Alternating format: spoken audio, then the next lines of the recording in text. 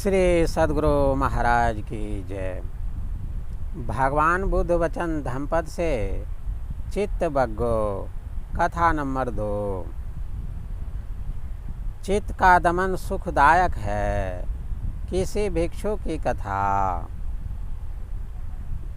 3-2। कौशल देश में पर्वत के पास मातेगाम नाम का एक गांव था।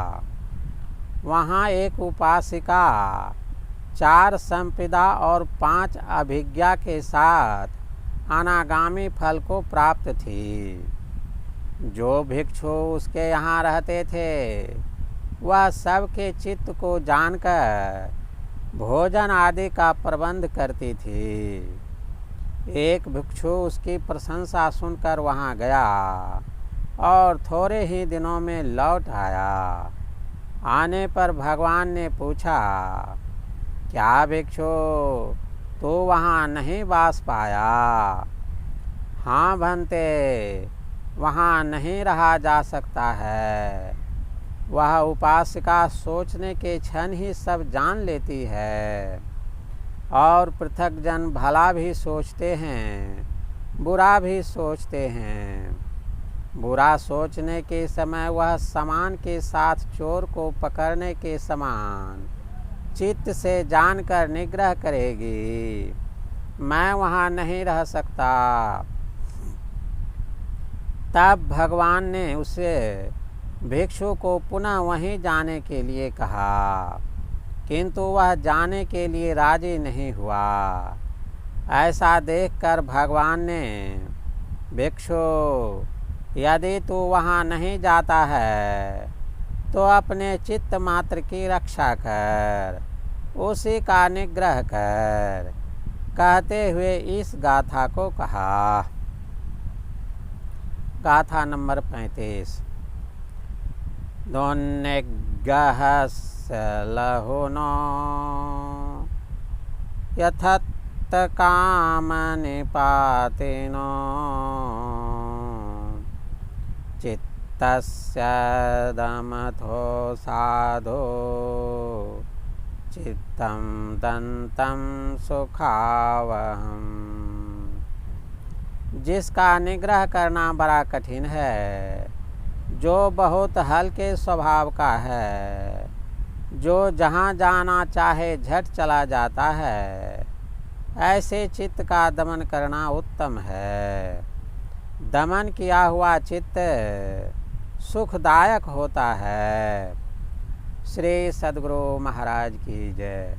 प्रभु प्रेमियों, आप लोगों की जानकारी के लिए बता दूं कि भगवान बुद्ध वचन धम्मपद नामक इस पुस्तक को आप लोग सत्संग ध्यान स्टोर से ऑनलाइन मंगा सकते हैं। आइए अब इसी कथा को ऋषिकेश शरण द्वारा संपादित पुस्तक से सुने। चित्त का दमन करना कठिन है। चित्त का दमन करें, सुख मिलेगा। आयतर भिक्षु की कथा। स्थान जेतवन श्रावस्ती। एक समय बुद्ध श्रावस्ती के जेतवन बिहार में वास कर रहे थे। उस समय 60 भिक्षुओं ने प्रव्रजा ली और एक पहाड़ी के नीचे मातिका गांव पहुंच गए। उस गांव में एक सदनारी रहती थी जिसका नाम मातिक माता था, मातिका माता था। वह त्रिरत्नों के प्रति पूर्णतः समर्पित थी। उसने भिक्षुओं के भोजन आदि की व्यवस्था की और रहने के लिए आवास का भी प्रबंध किया। मातिका माता ने उन भिक्षुओं से आग्रह किया कि वे उसे भी ध्यान साधना की शिक्षा दें। भिक्षुओं ने उसे ज्ञान दिया वह तुरंत पूरी लगन के साथ साधना में लग गई और शीघ्र ही श्रोतापन्न हो गई। फिर सकृदागामी हुई और अंततः अनागामी हुई। उसने तीनों मार्ग और उसके फलों को प्राप्त कर लिया, रिद्धियाँ प्राप्त कर ली, 4 प्रतिसंपदाएँ और 5 अभिज्ञाएँ भी प्राप्त कर लिया।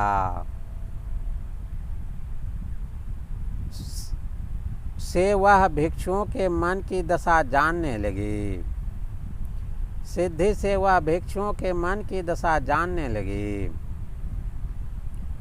अन्यतर भिक्षु अन्य भिक्षुओं के साथ वहाँ अधिक समय नहीं रुक पाया। वह शास्ता के पास वापस आ गया। शास्ता ने उससे पूछा कि वह वहाँ क्यों नहीं रुका। तब भिक्षु ने उत्तर दिया, वहाँ रुकना संभव नहीं है।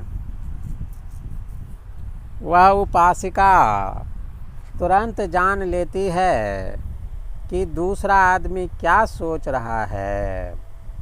बुरे विचारों के साथ दूसरों के मन के अंदर की बात जानना वैसा ही होता है जैसे कोई आदमी चोरी के सामान के साथ पकड़ लिया गया हो। मैं वहाँ नहीं रह सकता।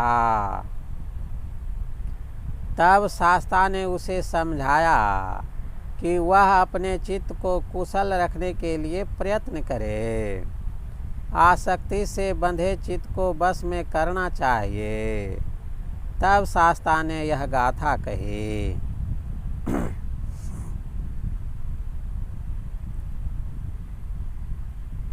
गाथा नंबर 35। दोने गहस लहुनो